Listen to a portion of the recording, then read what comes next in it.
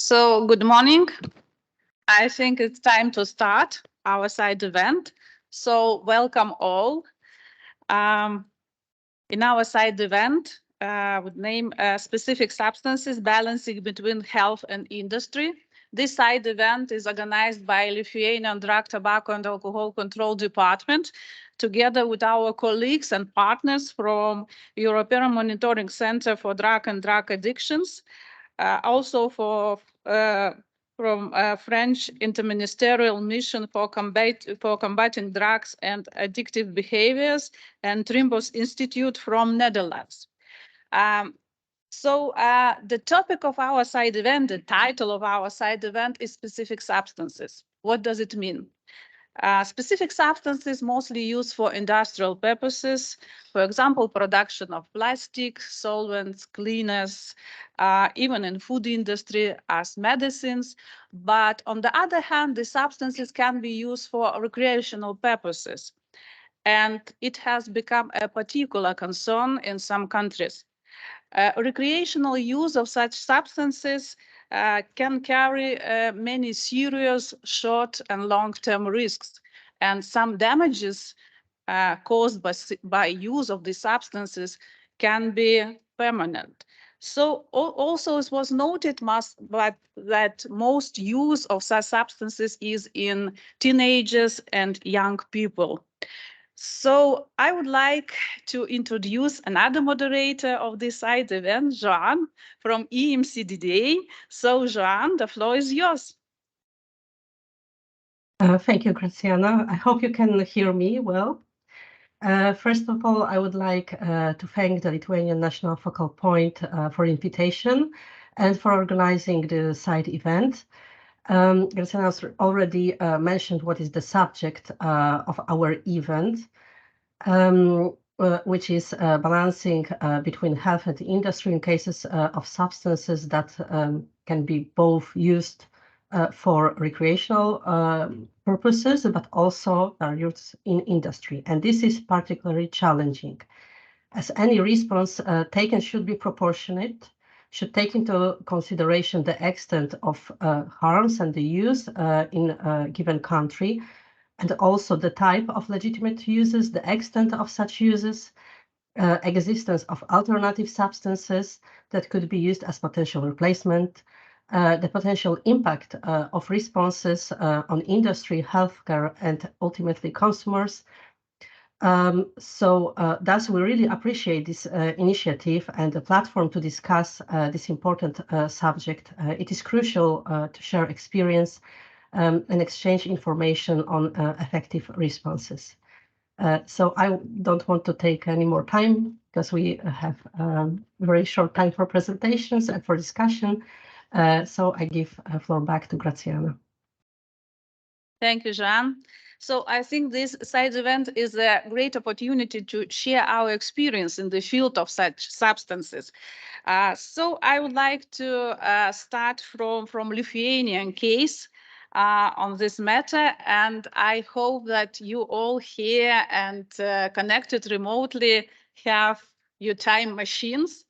And I would like to propose you time travel to Lithuania, year 2009, when in Lithuania we had 14 shops called Amsterdam, sorry, for Netherlands, with specific substances, mislabeled substances such as tears, smoking herbs, or scents. But these substances was actually the substances were alkyl nitrates and used for sexual enhancement or getting high. In year 2017-2018, another wave of such substances hit us, and this time it was date rape drug, GBL.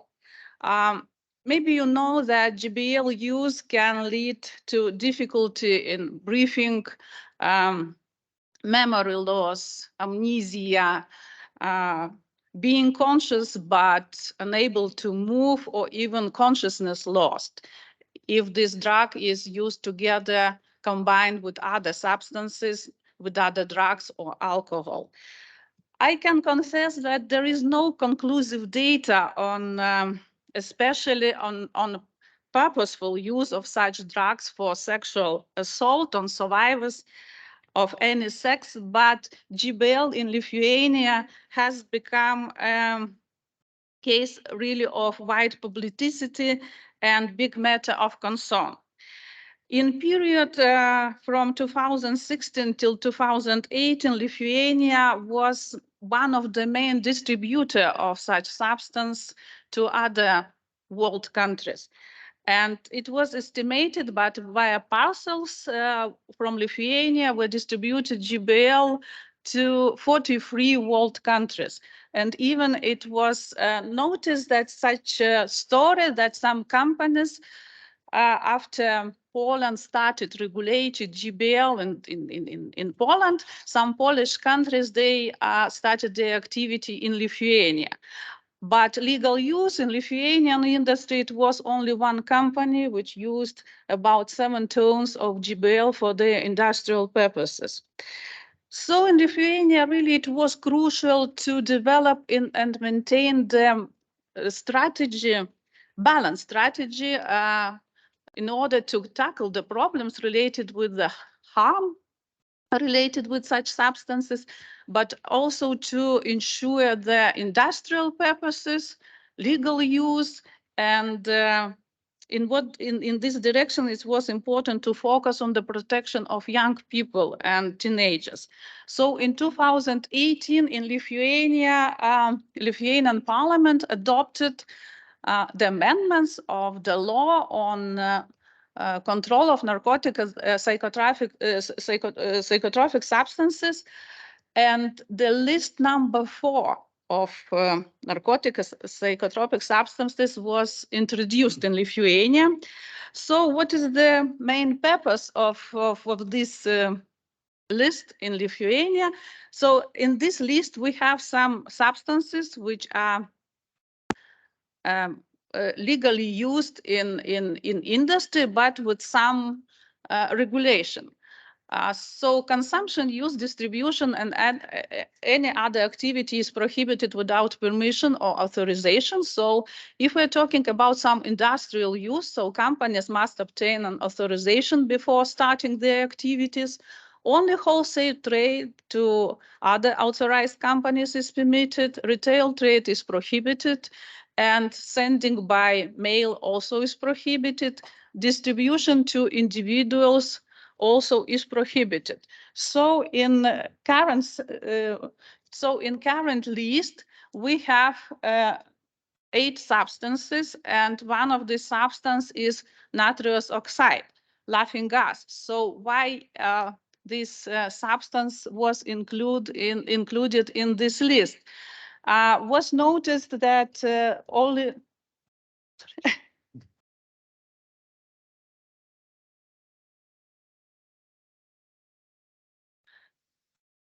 we have some technical problems.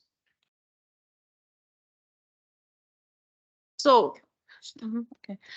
So why nitrous oxide was included in such list? First of all, was noticed very big growing public interest. Our department received a lot of calls, a lot of emails about this substance.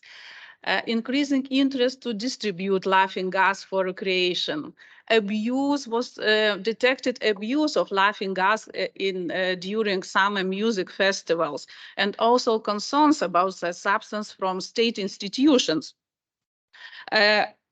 We collected data about the industrial demand for such substances, and it was noticed that there was no significant demand from industry to use such substance, with exception for food industry. So from October 1st, 2020, laughing gas is included in schedule number 4, as I mentioned. Companies have to obtain an authorization before starting their activity. Not retail trade is allowed. And since December 25, 2020, well, was noticed that this substance can be used as a food additive it was made some exception for such substances as food additive if it's used without authorization, but it has been really food additive used in food industry as E942.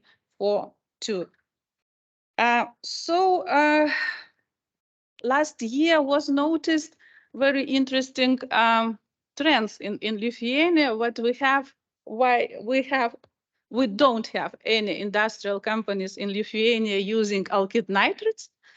We have only 5 industrial companies in Lithuania using laughing gas. Butandiol, we have only 2 companies and 1 industrial company in Lithuania using GBL. So I think that Lithuanian experience tends to show that improved enforcement of current regulation was essential to reduce the negative impact of harmful use of substances, of substance consumption, especially among young people, among teenagers. But together, I need to say that strong monitoring system, strong monitoring mechanism was developed in Lithuania. And so now we are monitoring not the real, as we say, the traditional drugs, but also and substances through our developed system. So now I finished. Thank you for listening. And I think now we will move to EMCDDA. So Joan, please.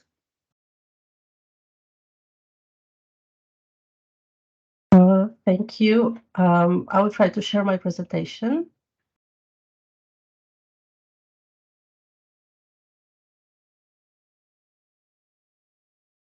Can you see my presentation? Just to confirm. Yes. Yes. Thank you.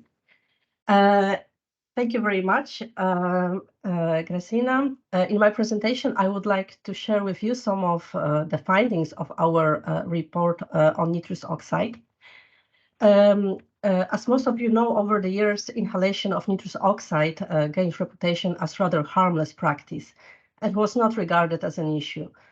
So some of you might wonder why the EMCDDA decided to prepare a technical report on nitrous oxide. And so what exactly happened that drew our attention? Well, actually, we have a few very good reasons to be concerned.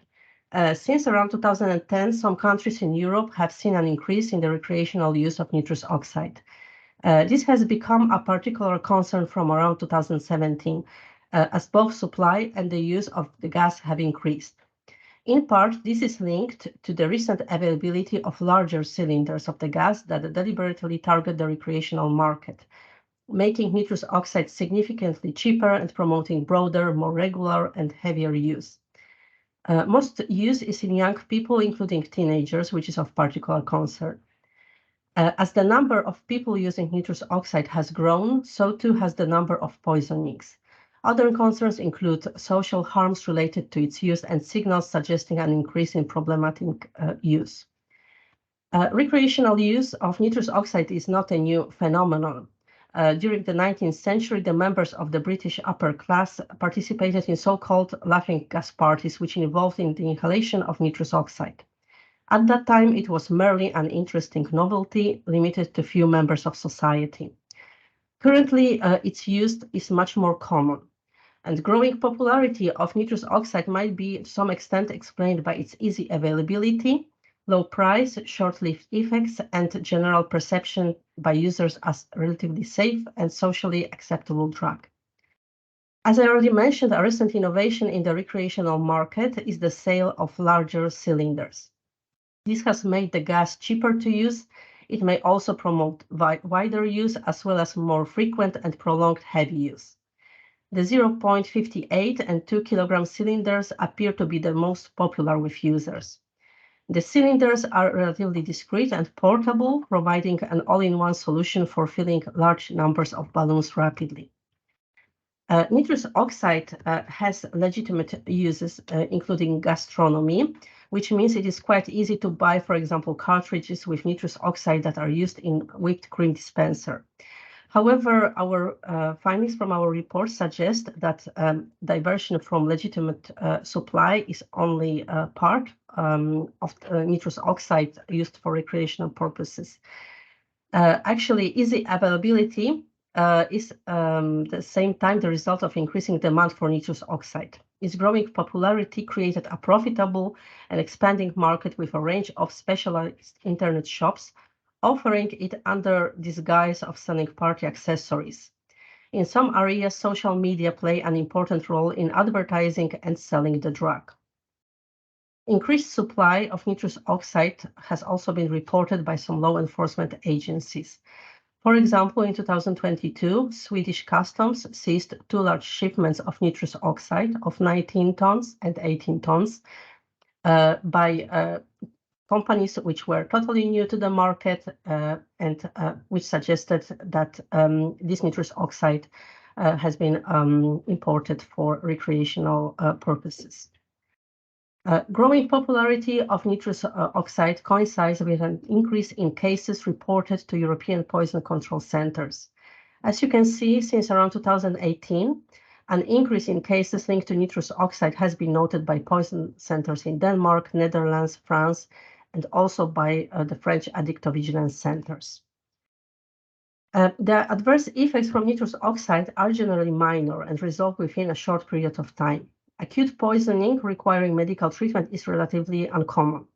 Typically, it involves a short-lived disorientation, loss of consciousness, or fainting, as well as injuries from falls caused by loss of balance. However, the use of large cylinders to obtain the gas can also cause lung injuries and severe frostbite due to their high pressure. I have already mentioned some signals suggesting an increase in frequent and heavy use of nitrous oxide. This is concerning because nitrous oxide has profound effects on vitamin B12 function, particularly following repeated exposure. Poor vitamin B12 function can have serious consequences, such as hematological disorders, for example, megaloblastic anemia, cardiovascular consequences, more specifically thromboembolic events, and psychiatric disorders. Of particular concern are signals of neurological symptoms linked to frequent and heavy use of nitrous oxide. In some cases, neurological consequences are severe and might include polyneuropathy, myeloneuropathy, up to paralysis, and spinal cord injuries. Another concern is driving a vehicle while under the influence of nitrous oxide, which can be dangerous as a result of diminished neurocognitive and psychomotor capacities. In the Netherlands, the number of incidents involving nitrous oxide and driving increased by 80% between 2019 and 2021. At the same time, nitrous oxide has important, wide-ranging medical, industrial, commercial, and scientific uses. It is widely used as an analgesic and anesthetic in medicine. The gas is classed as a dissociative anesthetic, with the World Health Organization listing it as an essential medicine. It is a prescription-only medicine administered by inhalation and mixed with oxygen. It is used for short-term pain relief and reduce anxiety during childbirth, dental procedures, emergency treatment of injuries, and as part of end-of-life care. In addition, nitrous oxide is extensively used as a food additive and as an aerosol propellant used to make whipped cream. It is also used as a refrigerant, leak detecting agent, oxidizing agent, chemical reagent in semiconductor manufacturing, and as additive to fuels in car racing, as well as to make electrical, electronic, and optical equipment. So any response to nitrous oxide needs to consider the widespread legitimate uses of the gas by industry, healthcare, and consumers. Currently, there are few, if any, alternatives to the gas for these uses. And this is crucial to raise awareness of this issue among different stakeholders, including industry, and conduct consultations with these partners. Our understanding of effective responses is limited at this point, partly because this level of recreational use of nitrous oxide is relatively new.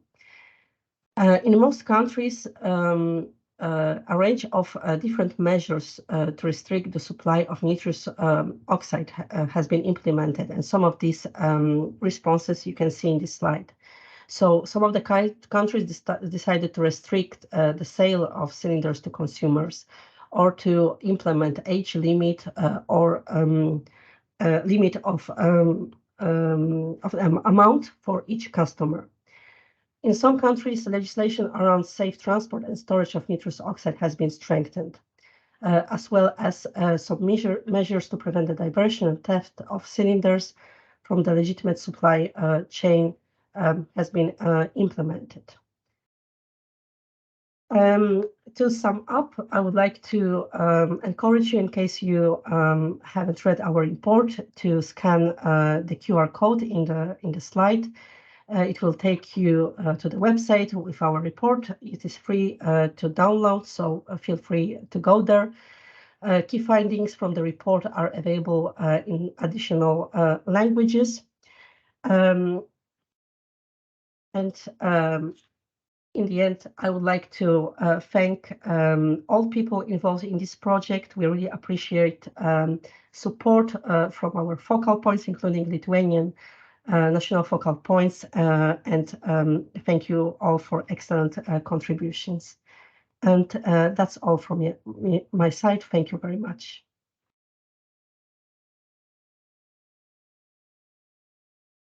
Thank you, Jean, for being with us. So now we move to France. Dr. Nicolas, please. Floor is yours, please.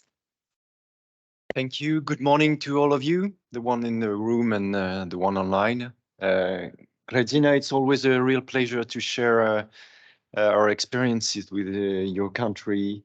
So thank you for the invitation to that important side event.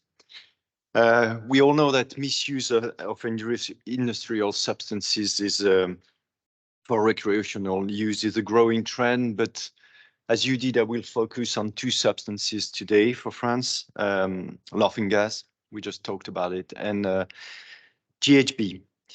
So everything almost has been said by Joanna right now about the situation in Europe, but I will insist on some aspects for France. It's not something quite new. When I was studying in my medical studies, long time ago, in some parties, some people used that laughing gas already, but it has increased a lot, especially among young people in these 5 last years. We measured in 2021 that a little bit more than 5% of French teenagers, 15 years old, had tried it at least once. So it's quite important now. And even if the average age is probably around 22 years old, but at 15 years old, it's 5% of the teenagers who have tried it once. It is used where? In parties, as we all know, and is perceived as an harmless, very funny, that brings conviviality, and we all know that's friendliness, etc., etc. And the adverse effects that Joanna mentioned are not well known by the population who use it. We have seen some acute adverse effects that can lead to death, especially because of crash accidents on the streets. There are some cases in France like this, but probably the most serious consequences are mid-term, long-term consequences. In France, we have a lot of people who are really addicted now to that laughing gas. I mean, the purpose, all the day is turning to get new cartridges, cylinders, and we have, for the small ones that you use, for example, in the kitchen in France for the crème chantilly, we have cases where they use 400 of these cylinders every day. So this is almost a definition of addiction. All the life is turning on that. But we have, and this is probably something we were not expected a few years ago, that complication, neurological damages that Joanna talked about. We have probably hundreds of them now in France. People having troubles to feel, people having troubles to move, to walk, and we still don't know if for all of them the situation will be reversible. So it's a very serious issue. And laughing gas has also an impact on the environment.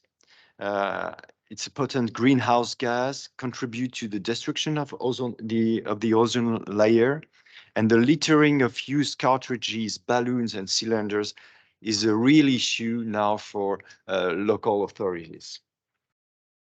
For GHB, you know, and its precursor GBL are also enjoying renewed interest. This dangerous substance may in particular be diverted with a malicious intent to achieve chemical submission and sexual assaults. Acute intoxication may provoke anxiety, aggressive behaviors, convulsions, and until coma. Even if they are very different, those two substances, laughing gas and GHB, have in common a wide-ranging, legitimate medical, industrial, or commercial use. When diverted, they carry significant health and social risks. They are even more dangerous when associated with the consumption of other psychoactive substances, and first of all, alcohol.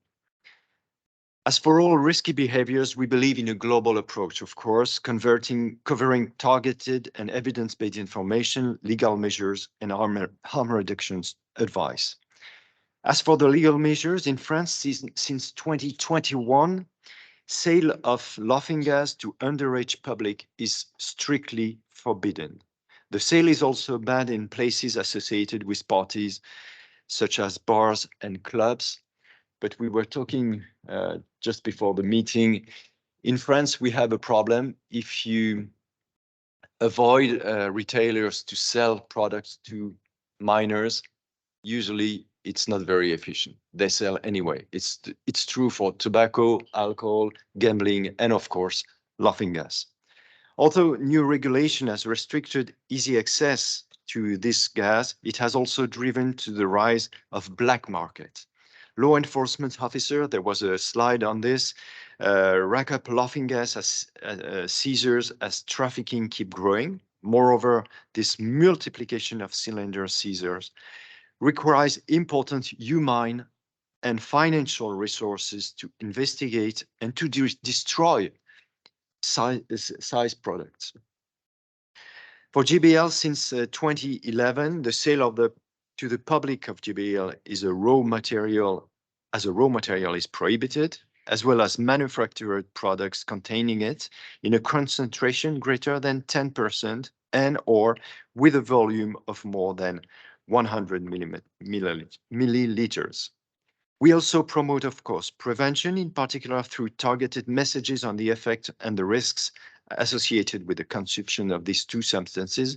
And we have conducted several prevention campaigns intended for nightlife professionals to reinforce their attention on the use of GBH as chemical submission tool. We also targeted prevention to the most at-risk public, partygoers. And we know this substance is difficult to detect hours after its taking, so we experiment a device that allows to access to an instantaneous discussion with a police officer to report any suspicious of potential chemical submission. And for the nitrous oxide, since 2019, we have implemented many prevention campaigns to inform young people and parents about the risks involved and retailers about commercial rules. But we would like to go a little bit further, and we are in discussion now with the Parliament, maybe to have a new act in the next months. So these are, in a nutshell, the challenges and the responses we have adopted for the time being. And I'm looking forward for the discussion. Thank you very much for your attention. Thank you. Thank you for your efforts in order to tackle these problems related with specific substances. Really, it's a big issue for all countries. And now we move to Netherlands. So, Mr. Dan, the floor is yours, please. Thank you very much. Good morning, everyone. First, I'd like to thank the Lithuanian colleagues for inviting me to this important event. Being the last in line of speakers, you always run risk that everything you wanted to say has already been said. This is not an exemption to that. but it also allows me to maybe talk a little more about the Dutch situation, which is always interesting for many countries. So I'd like to talk to you shortly about the way we banned nitrous oxide in the Netherlands. It's a case study. Next slide, please. The motivation to do something about the issue of nitrous oxide was fueled by a number of things. First, it's not specifically for the Netherlands, but for the whole European Union, was the fact that the European Court ruled in 2014 already, so almost 10 years ago, that nitrous oxide should not be classified as a medicinal product any longer as it was before. As a result, there were no longer effective restrictions towards the use and possession or even trade of the nitrous oxides. So it was kind of legal also to sell. Well, you had to take into account the safety, the good safety regulations and so on. But essentially, it was allowed to sell, and it was also allowed to possess. And drug use in the Netherlands is not forbidden anyway. So also not in the case of nitrous oxide. As a result, we have seen, well, as the French colleague already mentioned, in the 90s already, there was some laughing gas around, but then it disappeared from the market. It was, I know, a curiosity, I think. It disappeared, but then it came back in the last 5, 6, 7 years or so. And it had a really proper return on the market, so to speak. We saw that the recreational use of nitrous oxide increased largely over the last years. There's also specific groups using that, and not to discriminate or stigmatize any groups, but we have seen that especially young people from Moroccan background were heavily using and still are heavily using nitrous oxide more than any other subgroup. Also mentioned before is that the number of health incidents increased over the last 5 years. With there's a lot of traffic accidents happening while people are using laughing gas when they're actually behind the wheel. Last weekend, I saw it actually happening in front of my eyes. A guy was looking at me. He was taking the balloon, and he was just waving his hand, and I don't know. He was smiling altogether, and he was just driving a car. It was a really strange thing. Anyway, also mentioned before the potential for addiction. We didn't know that much about that 10 years ago, but now we do that more. And also, it's true for the brain damage, the nerve damage it can cause, and it is actually causing. Another reason why we thought something should be done about the situation was the public nuisance. So it was both litter in the streets and also noise pollution because of cars driving up and down the streets and music on and so on. And then the emergence of large canisters, which fueled excessive consumption and related health issues. Also, my French colleague mentioned, that some people really are engaged in using a lot of balloons or canisters, during the day, and it has all the aspects of true addiction to laughing gas. Thank you. Sorry, not thank you yet, but next slide. In the Netherlands, we have this system that risk assessment could be undertaken by a coordination center for assessing and monitoring new drugs. It took place in 2019, back in 2019. It's not so long ago in terms of years, but it's a long time ago in terms of what we know now about nitrous oxide and what we knew then. As a result, this commission, they advised that they said actually the recreational use of nitrous oxide as a narcotic can pose a health risk. We know that for sure now. But they concluded, therefore, measures are expedient to discourage the use of nitrous oxide for this purpose. Next slide, please. And there's a number of measures that could be taken. I will not name them all, but education potential users, as the French also do, was put in place. But also, we needed additional research needed to determine the size of population using this specific substance excessively, to look at its addictive potential, and also to to impairment of the nerves caused by laughing gas. And also the Commission advised to continue to monitor the use of laughing gas and related health effects. Next slide, please.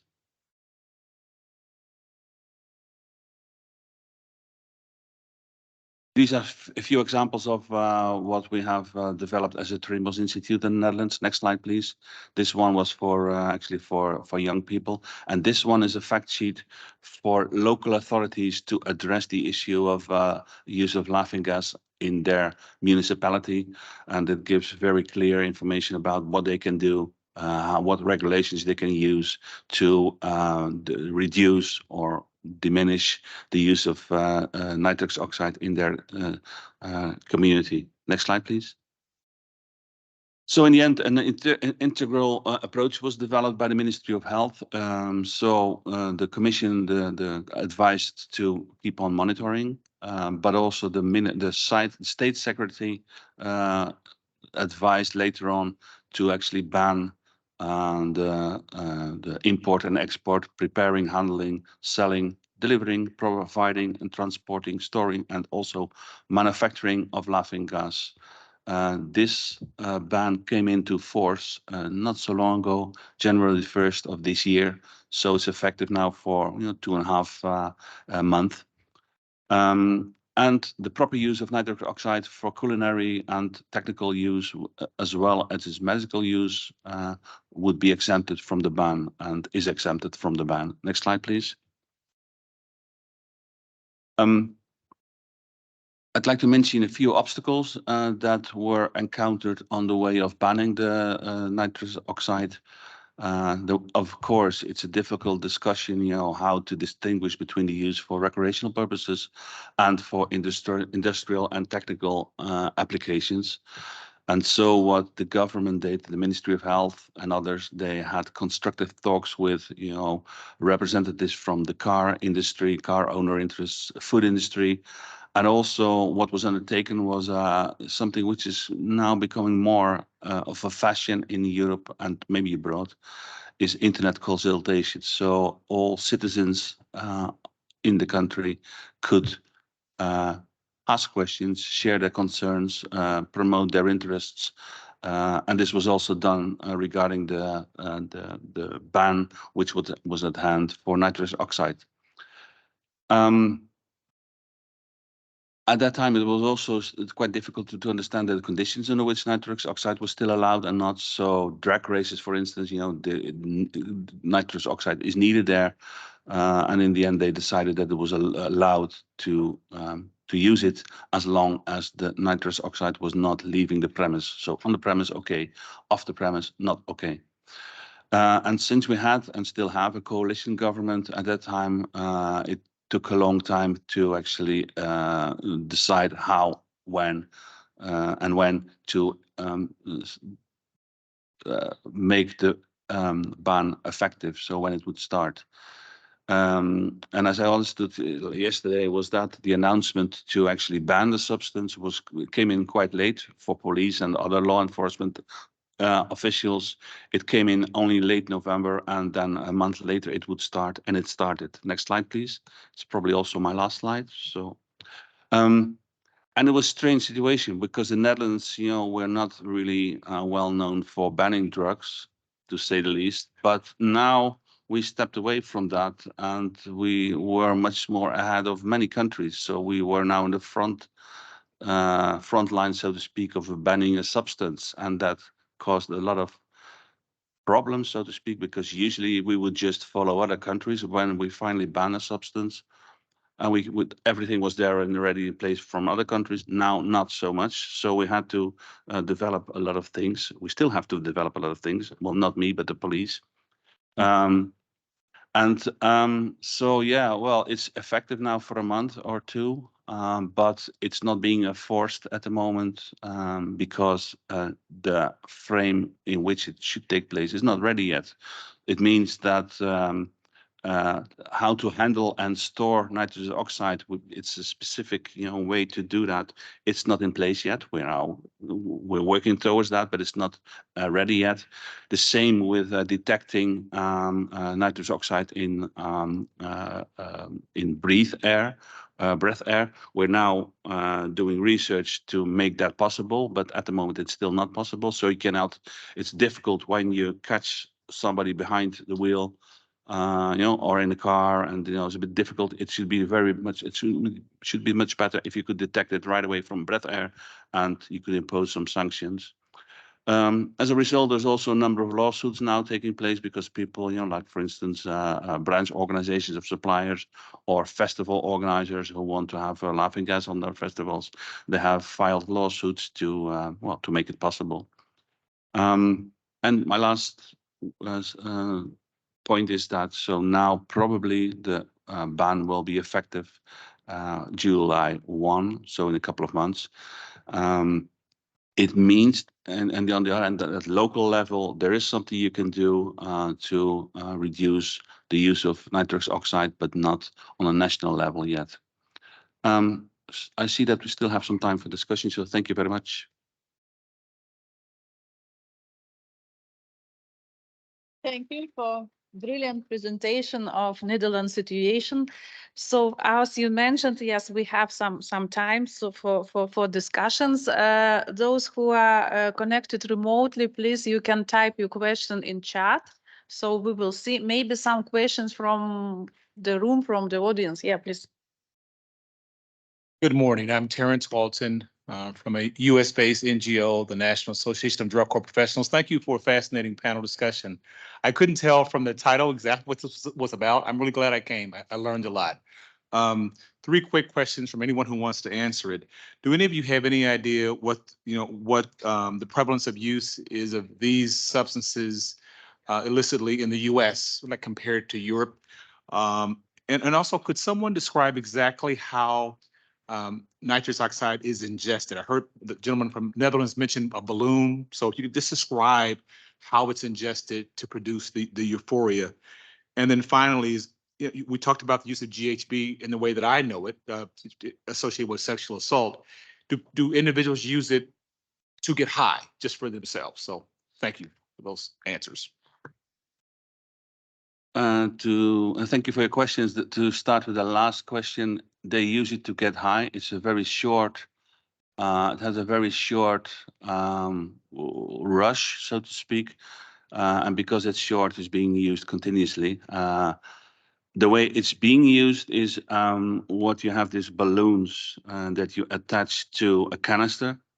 Then you add the gas to the balloon. Then you put the balloon to your mouth, and then you inhale the substance coming out of the balloon. So you inhale it deeply and you exhale again, and then you have the effect, and you inhale it for quite some time. And if you do that continuously, you will get into quite a rush. And the last question, I have no data in my head, but I know in the Netherlands, the use of laughing gas under specific subpopulations of people who go out is really high. I think it was, we did a survey on people who go out, we call it uitgaanders, in 2021, I guess, and then the number of people who had been using laughing gas at least once during this year was around 70 or 80%, is very close to substances like ecstasy or other drugs. So it's really high. Thank you. Okay, I will about GBL situation in Lithuania, as I mentioned, yes. We don't have the conclusive data on purposeful use of GBL for sexual assault, but every case it was written in mass media, even cases with deaths, and it was maybe the main impact, how to start to discuss about this substance. Yes, I have to admire, I have to confess that I think it is very hard to have this correct data.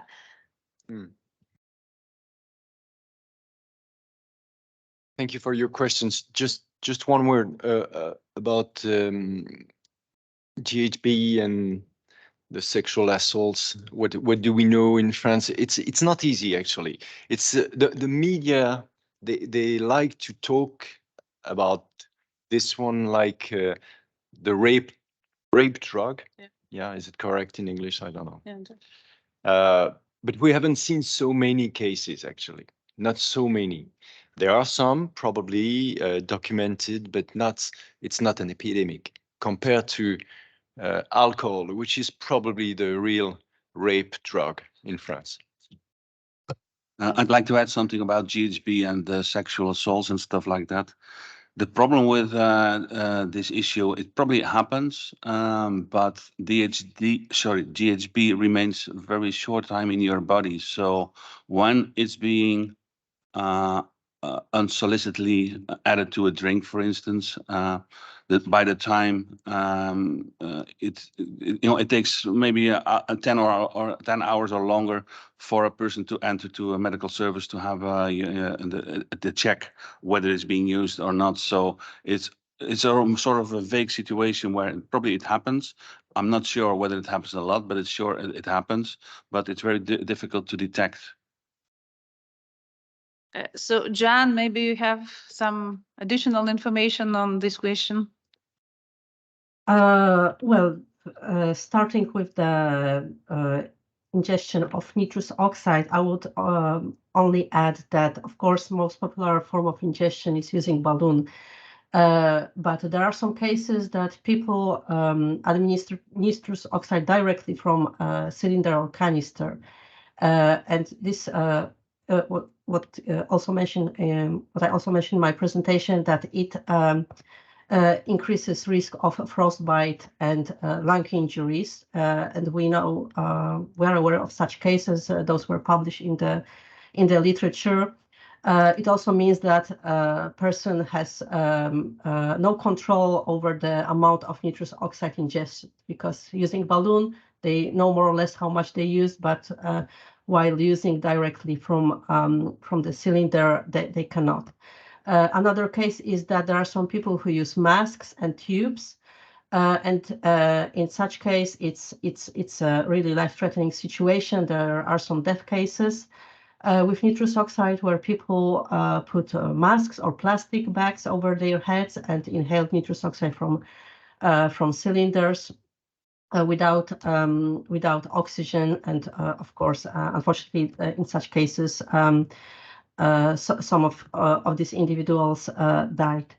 I'm not very familiar with the situation with nitrous oxide in the United States. I know that there are some case reports from the United States on such cases, but prevalence, I'm not quite sure. I know that in Australia, it is also a very significant issue. There are many papers from researchers from Australia on this problem, and also from policymakers on this issue. But United States, unfortunately, I don't know. And with GBL, Dan already mentioned what is the biggest challenge here is the actual confirmation in the cases of drug-facilitated sexual assaults, of confirmation of GBL, GHB in biological sample. We know that already such cases are underreported. Victims usually take some time to go to police and report such case, and at that point, it is impossible to detect presence of GHB in biological sample. Thank you, John. So I don't see any questions in chat. So from audience also. So sorry. Okay. We have actually one comment in the chat for the interesting side event. So thank you for this. And the question is if it would be possible to share the slides. So the question for presenters, if they don't mind to. I have no problem for that. Okay. I have no problem. Great. So I will leave the email in the chat. So who wants the slides can write to us. Thank you. So my great appreciation to all speakers, to all participants, and for your attendance in our side event. So have a nice day, and I hope to meet you everyone next session, CMD. So see you. Thank you.